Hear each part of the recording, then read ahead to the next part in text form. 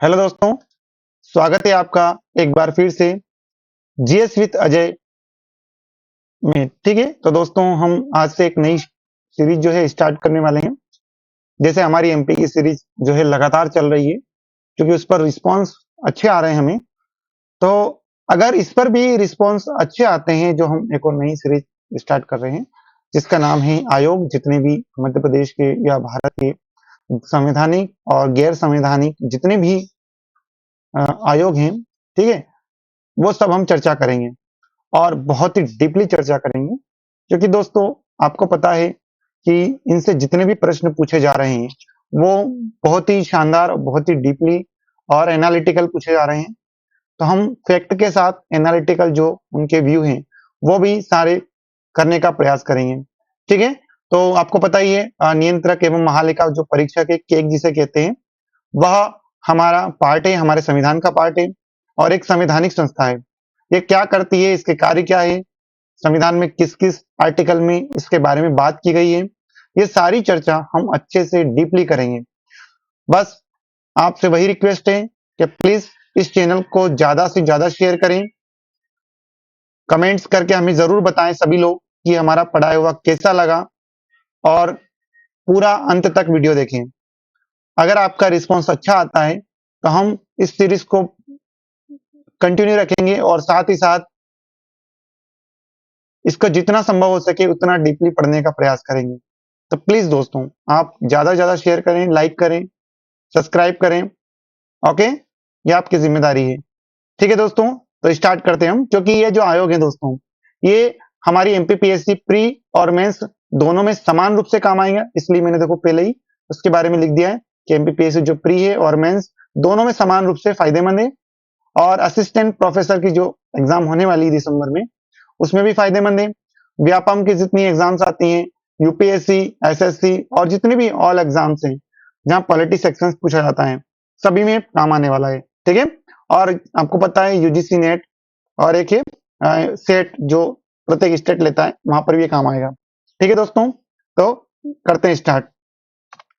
देखो दोस्तों, जैसे हमारे घर में धन की व्यवस्था करने के लिए बहुत जरूरी है कि आप क्या करें, आपके पास एक नियंत्रक व्यक्ति हो जो घर में आने वाली जितनी भी इनकम होती है उसका हिसाब किताब रखे, उसके बारे में प्रबंधन करे।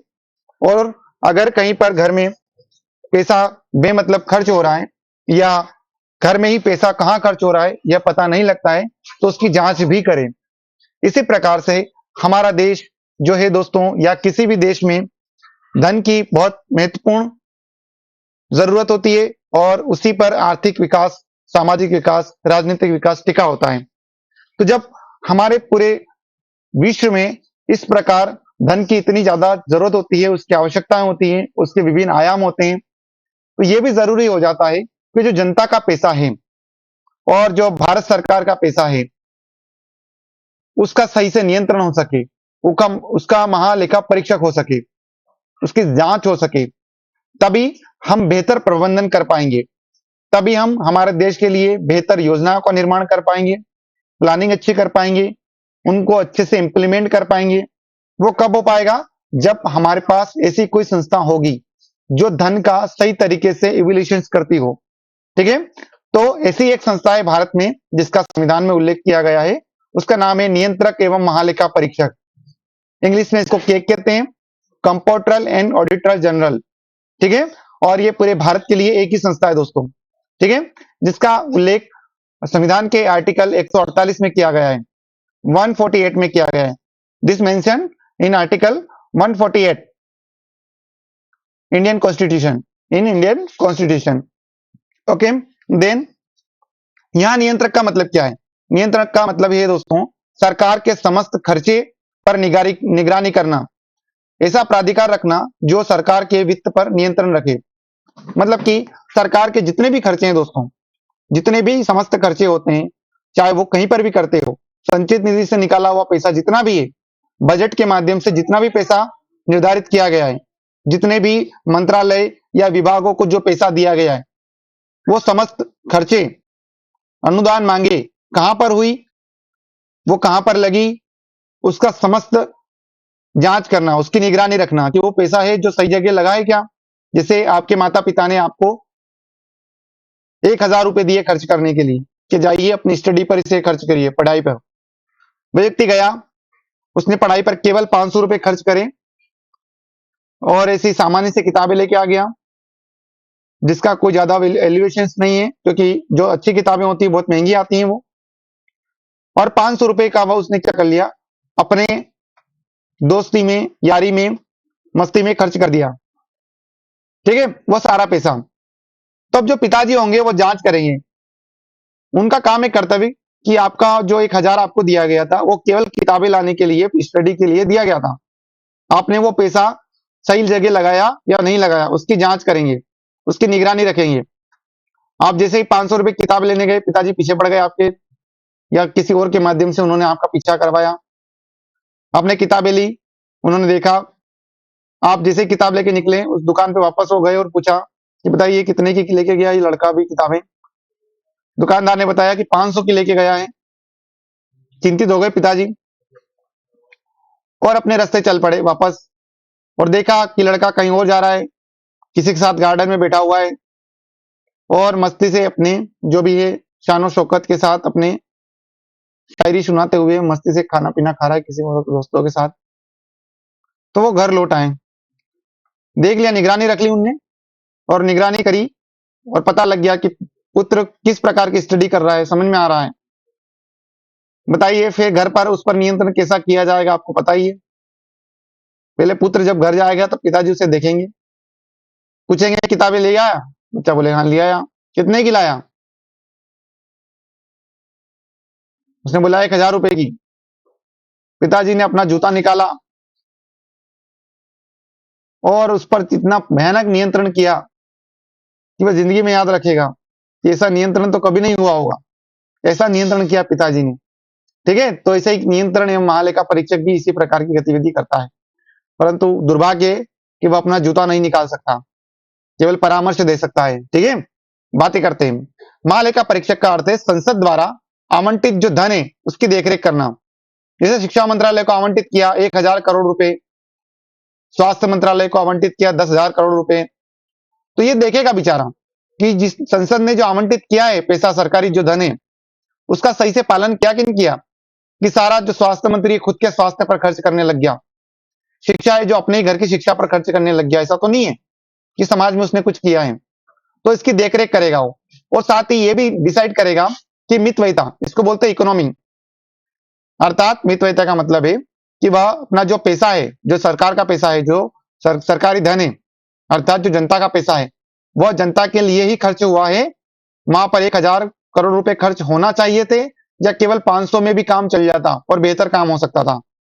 परंतु जो मंत्री होते हैं वो खर्च 500 करोड़ करते हैं और 1,000 करोड़ रुपए बताते हैं, तो उसकी भी जांच करता है और तरीके बताता है सरकार को कि यहाँ पर इतना पैसा खर्च किया जा सकता था और बेहतर रिजल्ट प्राप्त किए जा सकते थे कम पैसे में, आपने इतना ज्यादा पैसा लगा दिया यहाँ पर।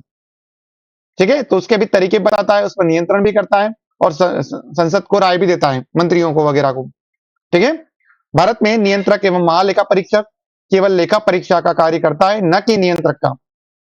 अभी वर्तमान में क्या हुआ, 1976 के बाद हुआ करिए, पहले वो दोनों काम करता था, वो नियंत्रण भी करता था, महालेखा परीक्षक भी करता था।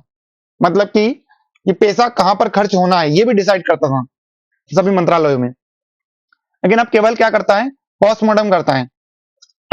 सॉरी दोस्तों, पोस्टमार्टम का मतलब है कि अब पैसा लग जाने के बाद जांच करेगा। ये सड़क बन गई, उसके बाद जाके जांच करेगा कि सड़क सही से बनी है नहीं बनी है, कितना पैसा इसमें खर्च हुआ है, गुणवत्ता वाली सड़क बनी है या नहीं बनी है, ठेकेदारों ने ईमानदारी बरती है क्या, भ्रष्टाचार तो नहीं किया, इसका पता लगाएगा काम होने के बाद। इसको बोलते हैं महालेखा परीक्षक। और नियंत्रण का मतलब होता है पहले ही काम कर लेना, पहले ही पता करना कि कहां कहां पर खर्च हो रहा है। ठीक है, अब नियंत्रण नहीं करता, लेकिन ये केवल भारत के संदर्भ में है, लेकिन के राज्यों के संदर्भ में दोनों काम करता है। अभी भी नियंत्रक भी करता है और महालेखा परीक्षक भी करता है, दोनों काम करता है, नियंत्रण भी करता है राज्यों के संदर्भ में, जैसे मध्य प्रदेश, उत्तर प्रदेश, बिहार, गुजरात, इनके संदर्भ में ये अभी भी दोनों काम करता है। लेकिन भारत के संदर्भ में इसका ये जो नियंत्रक वाला काम है ये हटा दिया गया है। ओके, आगे इसका स्ट्रक्चर कैसा है, तो दोस्तों ये एक सदस्यीय संस्था है केवल, इसका जो मेन होता है एक ही व्यक्ति होता है, अभी इस पर बहुत अच्छे व्यक्ति बैठे हुए हैं, आईएएस अधिकारी हैं वो, उनका नाम है गिरीश चंद्र मुर्मू। ठीक है, गिरीश चंद्र मुर्मू है जो के अध्यक्ष हैं अभी, मेन चेयरपर्सन। ओके, आगे बढ़ते हैं। यह भारत के महालेखा परीक्षक विभाग का संवैधानिक प्रमुख है और इस विभाग के अन्य अधिकारी पूर्णतः केक के अधीन होते हैं।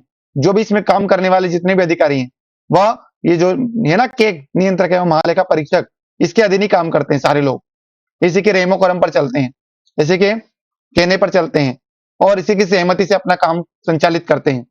तो बहुत महत्वपूर्ण संस्था है, एकल सदस्य मतलब एक ही सदस्य है इसमें, परंतु ये अपने काम के लिए बाकी अधिकारी को साथ में रखता है। ठीक है, भारत के अन्य राज्यों में केक के एजेंट के रूप में कई अन्य अकाउंटेंट जनरल नियुक्त किए जाते हैं जो राज्यों के लेखाओं की जानकारी केक को देते हैं। तो राज्यों में भी केक करता अपने एजेंट मतलब अपने अधिकारी भेजता है, प्रत्येक राज्य में इसके, और उस राज्य से संबंधित जितनी भी गतिविधियां होती हैं वो सारी उसकी जानकारी ये केक को उपलब्ध कराते हैं ताकि पता लग सके कि यहाँ पर धांधली हुई है, कहां पर भ्रष्टाचार हुआ है। आगे बढ़ते हैं। संविधान के 148 के अनुसार है ना, कॉन्स्टिट्यूशन के जो हमारा आर्टिकल 148 है उसके अनुसार, अकॉर्डिंग टू 148 आर्टिकल 148, राष्ट्रपति जो है वारंट एवं सील के द्वारा नियंत्रक एवं महालेखा परीक्षक की नियुक्ति करता है। तो महालेखा परीक्षक की नियुक्ति कौन करता है दोस्तों? राष्ट्रपति जी करते हैं। ओके, तथा राष्ट्रपति के द्वारा उसे स्वयं या अपने प्रतिनिधि के माध्यम से शपथ दिलाई जाती है। शपथ कौन दिलाता है इसको? संविधान की या तो राष्ट्रपति दिलाएंगे या राष्ट्रपति जिसको मनोनीत कर दें कि जाओ आप दिलाओ, वो दिलाएगा। वह राष्ट्रीय वित्त का संरक्षण होता है। तो जो राष्ट्रीय पैसा है, जो राष्ट्रीय धन है, जो भारत का धन है, उसका संरक्षण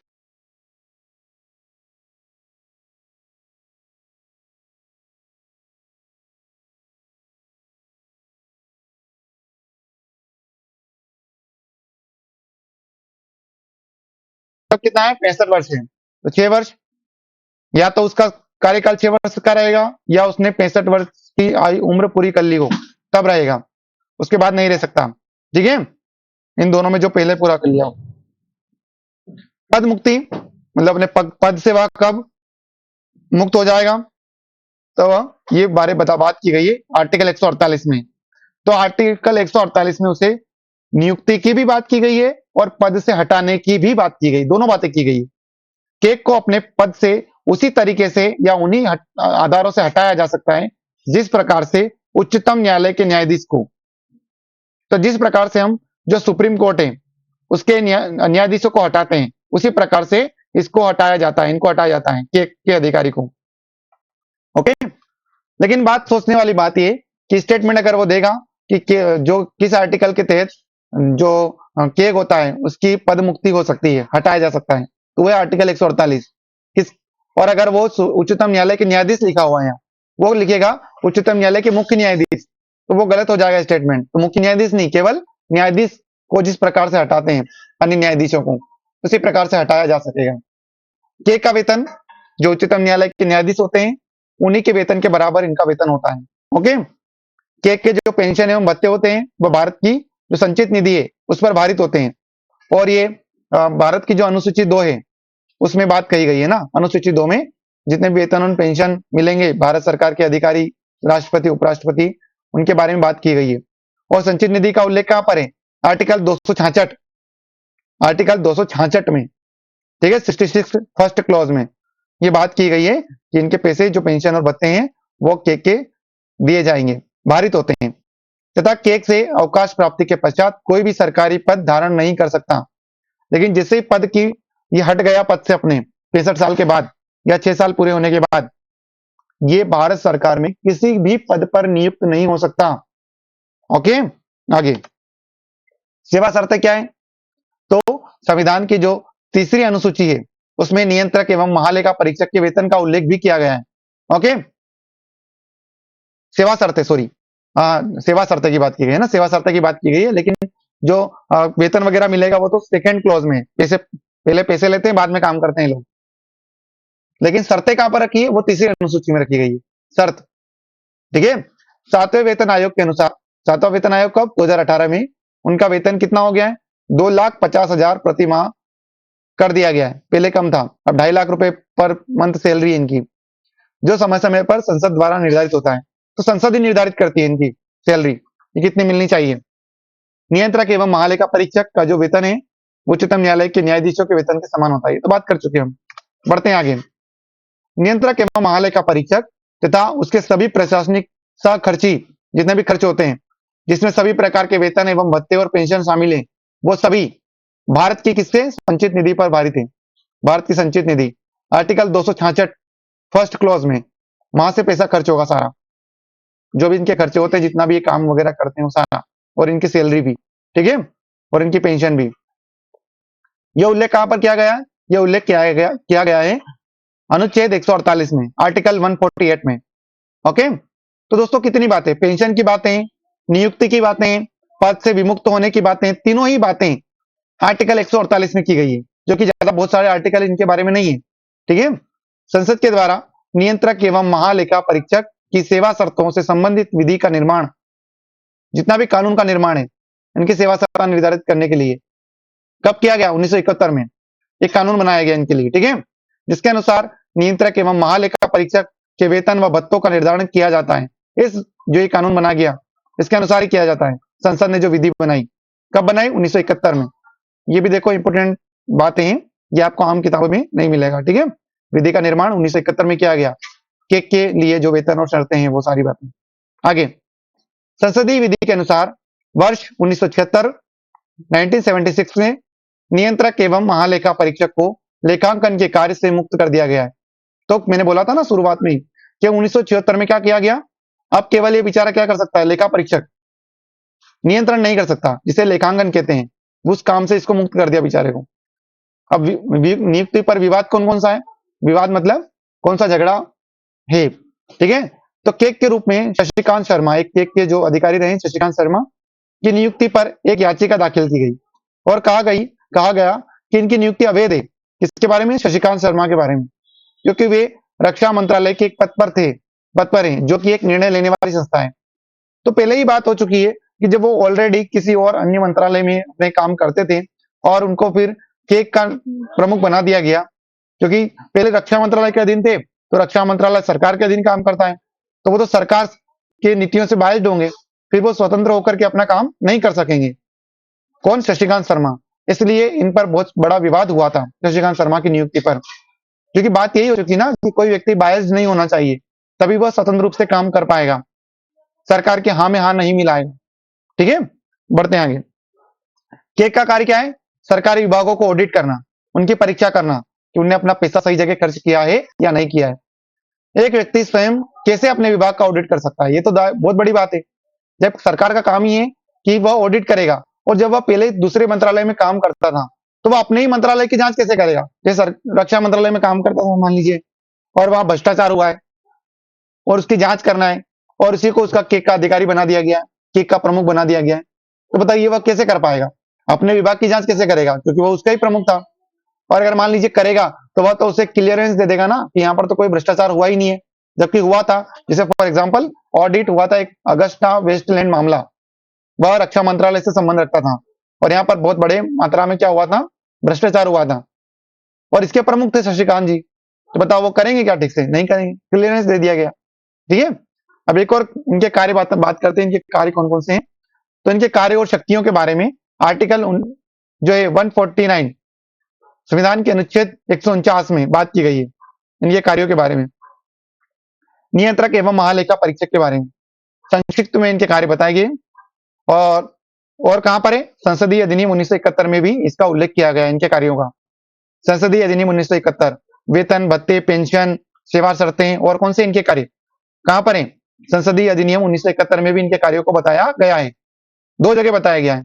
एक तो आर्टिकल कहां पर? 149 में, और कहां पर एक और संसदीय अधिनियम 1971 में, दो जगह बताया गया है इनके कार्यों के बारे में, सेवा शर्तों के बारे में, ठीक है। तो ये दोनों चीजें आप जरूर याद रखें। बढ़ते हैं आगे। नियंत्रक एवं महालेखा परीक्षक के नाम एवं कार्यों में अंतर पाया जाता है। इसका जो नाम है बेचारे का और इसके कार्य दोनों में अंतर है। जैसे इसमें लिखा हुआ नियंत्रक एवं महालेखा परीक्षक, लेकिन कार्य क्या करता है? केवल कार्य बेचारा केवल महालेखा का करता है, परीक्षक का करता है, न कि नियंत्रक का। नियंत्रक के कार्य से इसको मुक्त कर दिया गया है, ठीक है। तो ऐसा स्टेटमेंट अगर दे दें तो आप ध्यान रखना थोड़ा कि जो हमारे नियंत्रक एवं महालेखा परीक्षक है उसके नाम और कार्य में अंतर है, तो ये सही स्टेटमेंट हो जाएगा तो बिल्कुल इसके नाम और काम में दोनों में अंतर है। ठीक है, भारत में यह नियंत्रक के रूप में कार्य नहीं करता, क्योंकि सरकार के द्वारा भारत की संचित निधि से व्यय के लिए इसकी पूर्व अनुमति की आवश्यकता नहीं होती, बल्कि पैसे खर्च हो जाने के बाद इसका काम शुरू होता है। काम हो गया, इंसान मर गया, उसके बाद इसका पोस्टमार्टम चालू करता है कि ठीक से ये इंसान जिया कि नहीं जिया, इसकी जिंदगी में इसने क्या क्या काम किया, अपने कर्तव्यों का सही से निर्वहन किया कि नहीं किया, इसकी मौत किस वजह से हुई, बाद में काम करेगा बेचारेगा। पहले क्या था, 1976 के पहले ये क्या करता था, ये नियंत्रक भी करता था। मतलब कि संचित निधि से अगर पैसा खर्च करना है तो इसकी अनुमति लेना पड़ती थी नियंत्रक की। ये पूछता था कि ये पैसा कहां लगाओगे आप, कैसे पैसा लगाने में किस प्रकार की योजनाओं का प्रयोग करोगे, प्लानिंग कैसे की आपने, यहाँ पर तो इतना पैसा खर्च होगा ही, सारी बातों को जांच करता था बेचारा पहले ही। और अब तो केवल क्या रह गया, इसका महालेखा परीक्षक का काम रह गया। फिर भी ये भी बहुत बड़ी बात होती है कि पोस्टमार्टम ठीक से किया गया हो। ठीक है, अभी हाल ही में आपने बताया आपको कि जो एक रोपवे बना है ना, सॉरी एक एक्सप्रेस वे बना था हरियाणा और राजस्थान की बॉर्डर पर, शायद द्वारका एक्सप्रेस वे नाम था उसका। 1 किलोमीटर की सड़क बनाने में 250 करोड़ रुपए खर्च हो गए। कि एक ने जांच किया तो इसकी आंखें फटी की फटी रह गई। फिर रात को गया पिलक दारू पी इसने, पेग लगाया, फिर बात की कि बाप रे इतना भ्रष्टाचार हमारे देश में, वो भी केंद्र के द्वारा, केंद्र की सरकारों के द्वारा इतना भ्रष्टाचार। खैर इस पर बात करना सही नहीं है अभी, लेकिन हाँ कि एक ने पोस्टमार्टम अच्छे से किया है ना। संघ सरकार के खर्च का केवल लेखा परीक्षक किया जाता है। संघ की जो सरकार है ना, उसके खर्च पर केवल क्या करती बेचारी, ये लेखा परीक्षक करती, बता चुका हूं मैं, जांच करती केवल बाद में। जबकि जो लेखांकन है वह संघ सरकार के विभागों के द्वारा किया जाता है। लेखांकन मतलब कि संचित निधि से कितना पैसा निकलना चाहिए, कितना नहीं निकलना चाहिए, उसका काम कौन का देख रहा है, तो जो विभाग है सरकार के, संघ सरकार के, वो देखते हैं। जबकि पहले दोनों ही काम ये करता था बेचारा। कि राज्य सरकारों के लेखांकन एवं लेखा परीक्षक दोनों कार्य नियंत्रक एवं महालेखा परीक्षक के द्वारा किए जाते हैं। ठीक है, बढ़ते हैं आगे। अतः भारत में लेखा परीक्षक संघ एवं राज्यों का अलग अलग नहीं है, एक ही है। संघ के लिए अलग नहीं है, राज्य के लिए भी अलग नहीं है, दोनों के लिए एक ही है। राज्यों में ही अपने जो है अपने अधिकारी की नियुक्ति करता है लेखा परीक्षक, एजेंट को रखता है, ताकि राज्यों के बारे में इसको सारी जानकारी उपलब्ध की जा सके। ठीक है, इसका स्ट्रक्चर कैसा, संरचना, संविधान में नियंत्रक एवं लेखा परीक्षक की संरचना के बारे में कोई बात नहीं कही गई। देखो नहीं है, कोई बात नहीं, कोई उल्लेख नहीं। इसका स्ट्रक्चर कैसा रहेगा, कौन अध्यक्ष रहेगा, कौन उपाध्यक्ष रहेगा, बाकी अधिकारी क्या करेंगे, कुछ भी उल्लेख नहीं है। लेकिन कहां पर इसका उल्लेख, तो संसदीय अधिनियम 1971 में जो नियंत्रक एवं महालेखा परीक्षक है उसकी सेवा शर्तों के बारे में यहां पर प्रावधान किया गया है। इसका एक अध्यक्ष होता है और 4 अन्य सदस्य होते हैं। ये कहां पर है, ये संसदीय अधिनियम में, ना कि संविधान में। ठीक है, संविधान में तो एक केक के बारे में बताया गया कि एक इसका अध्यक्ष रहेगा, बस, बाकी कुछ भी नहीं बात की गई है। निम्नलिखित खर्चों की ऑडिट करता है, किस किस खर्चों की करता है, बात कर लेते हैं। भारत की जो संचित निधि पर भारत केंद्र सरकार और राज्य सरकार के जितने भी खर्च हैं उसकी जांच करता है। भारत की जो आकस्मिक निधि है और लोक लेखा निधि, उसके खर्चों की जानकारी करता है। आकस्मिक निधि मतलब कि जो आपातकाल में जो पैसा है 500 करोड़ रुपया, वो कहां पर खर्च किया गया है, आपदा वगैरह आ जाने पर या कुछ भी ऐसा हो जाने पर। लोक निधि मतलब जो जनता का पैसा है, जो आता ना एफडीआई वगैरह के माध्यम से जो देना भी होता है, वापस जनता तक देना भी पड़ सकता है, उस पैसे को सही से खर्च किया गया है उसकी भी जांच करता है, जो पेंशन वगैरह के लिए पैसा संचित रहता है वो। ठीक है, किसी विभाग द्वारा किए गए सभी व्यापार, निर्माण, लाभ, हानि की जांच करता है। जितने भी विभाग हैं, चाहे राज्यों के हों केंद्रों के हों, सबका पोस्टमार्टम करता है। व्यापार ठीक से हुआ कि नहीं हुआ, गेल भेल वगैरह इनकी भी जांच कर लेता है। ठीक है, सरकार के सभी विभागों की जमा पूंजी की जांच करता है। जितने भी सरकार के विभागों में जमा पूंजी है उन सबकी भी ऑडिट करता है। सभी सरकारी कंपनियों के खर्चे की जांच करता है। जितने भी सरकारी हैं कंपनियां, उनके सभी खर्चे की जांच करता है। उन सभी निगमों के खर्चों की जांच करता जिन्हें कानून द्वारा चेक को अनुमति दी जाए। निगमों के जितने भी निगम है, सरकारी निगम होते हैं ना जितने भी, जैसे कि ये बीमा कंपनियां हैं, भारतीय जीवन बीमा निगम है, इन निगमों की भी जांच करता है कि ठीक से पैसा खर्च हुआ या नहीं हुआ। बढ़ते हैं आगे। लेखा परीक्षक की रिपोर्ट, अब रिपोर्ट कहां पर देता है या अपनी रिपोर्ट जब पूरी कर लेता है, जांच कर लेता है, पता लग जाता है कि हाँ यहाँ पर इतना पैसा खर्च हुआ है, उसके बाद यह अपनी रिपोर्ट राष्ट्रपति को सौंपता है। राष्ट्रपति के द्वारा इस रिपोर्ट को संसद के सम्मुख प्रस्तुत किया जाता है, राज्यसभा और लोकसभा दोनों में। विपक्ष को भी पता होता है और फिर पक्ष को भी पता होता है, दोनों को पता होता है इस रिपोर्ट में क्या लिखा हुआ है। फिर दोनों पता है बहस करते हैं। फिर जो विपक्ष होता है वो सरकार पर दबाव बनाता है कि आपने तो इतनी धांधली की। फिर जो लोकसभा स्पीकर होते हैं और राज्यसभा में कौन, जो उपराष्ट्रपति अर्थात जो सभापति होते हैं, दोनों एक समिति का गठन करते हैं। तो लोकसभा स्पीकर एक समिति का गठन करते हैं जिसमें राज्यसभा और लोकसभा दोनों के सदस्य होते हैं। एक में 15 होते हैं, एक में 7 होते हैं, जिसे लोक लेखा समिति कहते हैं। वो लोक लेखा समिति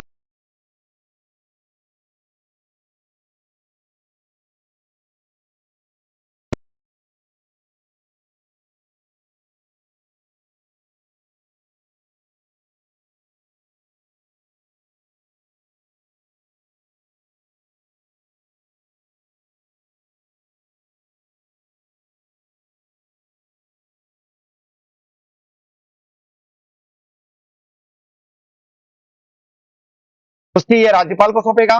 जो राज्यपाल इसकी जो रिपोर्ट मिली है इसको ये कहां सौंपेगा, विधानसभा जो होती है उसके समक्ष प्रस्तुत करवाएगा। ठीक है, तो राज्यों से संबंधित राज्यपाल को और संघ से संबंधित राष्ट्रपति को सौंपते हैं। इसका उल्लेख कहां किया गया है, अनुच्छेद 151 में, आर्टिकल 151 में जो है इसका उल्लेख किया गया है कि अपनी रिपोर्ट ये किसको देगा, तो राष्ट्रपति को देगा और राज्यपाल को देगा, दोनों को देगा। ठीक है, लेकिन रिपोर्ट रखवाने के लिए कोई जो राष्ट्रपति और राज्यपाल रिपोर्ट है जो संसद में रखवाते हैं, संसद और विधानसभा में, इनके लिए निश्चित सीमा समय सीमा नहीं है कि 1 साल में रखवाए, 6 महीने में रखवाए, इनकी मर्जी जब चाहे तब रखवा दें। समय सीमा का उल्लेख संविधान में नहीं किया गया है। ठीक है, बढ़ते हैं आगे। रिपोर्ट का महत्व क्या है, ये रिपोर्ट बनाते हैं इसका महत्व क्या है। तो लेखा परीक्षक द्वारा जो प्रस्तुत रिपोर्ट है दोस्तों वह अनुशंसात्मक है। अनुशंसात्मक मतलब केवल अनुशंसा कर सकता है बेचारा कि ये पैसा यहां पर खर्चा हुआ है तो आप इसकी जांच करें, इसके लिए कार्रवाई करें। अब वो सरकार के हाथ में वो कार्रवाई करे या ना करें। ठीक है, राज्यों में रिपोर्ट विधानसभा के सत्र के अंतिम दिन प्रस्तुत की जाती है, जिससे विधानसभा को इस पर चर्चा का पर्याप्त समय उपलब्ध नहीं हो पाता। हर बार क्या करता है राज्यपाल, इस रिपोर्ट को विधानसभा का जो सत्र है उसके आखिरी दिन प्रस्तुत करता है, क्योंकि दिन खत्म हो जाएगा, सत्र खत्म, और सत्र खत्म तो बात ही नहीं हो पाएगी इस पर। तो ये बहुत बड़ा डिफॉल्ट है भारत में, जबकि पहले दिन करवाना चाहिए। पहले दिन करवाएंगे तो पूरे जितने दिन भी सत्र चलेगा, 15 दिन चला, 1 महीना चला, तो उस पर अच्छे से बहस हो सकेगी और विपक्ष जो है सरकार पर दबाव बना सकेगा कि आपने पैसा ये भ्रष्टाचार में किया है या नहीं किया है। ठीक है, परीक्षक की रिपोर्ट के आधार पर किसी भी पदाधिकारी के विरुद्ध न्यायालय में भ्रष्टाचार का कोई मुकदमा भी दर्ज नहीं हो सकता। मान लो कि परीक्षक बेचारा लेखा परीक्षक है, उसने रिपोर्ट जारी कर दी और पता चला कि सरकार के विरुद्ध है, वो सरकार ने जो भ्रष्टाचार किया था उसका उजागर कर दिया, तब सरकार ये नहीं कर सकती कि इसके विरुद्ध कार्रवाई कर दे या न्यायालय में इसके खिलाफ मुकदमा ले जाए, क्योंकि अगर ऐसा हो जाएगा, इसको डर दिखाया जाएगा, तो फिर तो ये स्वतंत्र होकर के काम ही नहीं कर पाएगा बेचारा ना। ठीक है, बढ़ते हैं आगे। इसके बावजूद भी जो परीक्षक है रिपोर्ट को मीडिया के द्वारा अत्यधिक महत्व दिया जाता है। जो मीडिया होती है, यार भारत का मीडिया अभी तो आपको हालत पता ही है, पर कुछ स्वतंत्र मीडिया अभी भी है, जैसे द हिंदू हुआ, इंडियन एक्सप्रेस हुआ, टेलीग्राफ जो वैश्विक स्तर पर मीडिया हुआ। ठीक है, ऐसे बहुत सारे मीडिया है जो अच्छे से काम कर रहे हैं अभी भी ईमानदारी से। इससे प्रचार प्रसार प्राप्त होता है, जिससे जनमत का निर्माण होता है, जनता को पता लगता है कि नहीं देखो हम सत्ताधारी जो दल है उसने कितना काम किया है, हमारे पैसे का कहां पर उपयोग किया, और अगर गलत किया है तो फिर जनता सरकार को वोट नहीं देती है। ठीक है, लेकिन ऐसा होता नहीं है, धर्म के नाम पर दे देती है, धर्म जाति के नाम पर। ठीक है, लेखा परीक्षक की विधियां कौन कौन सी है, टेक्नोलॉजी किस टेक्निक का प्रयोग करते हैं जांच करने में।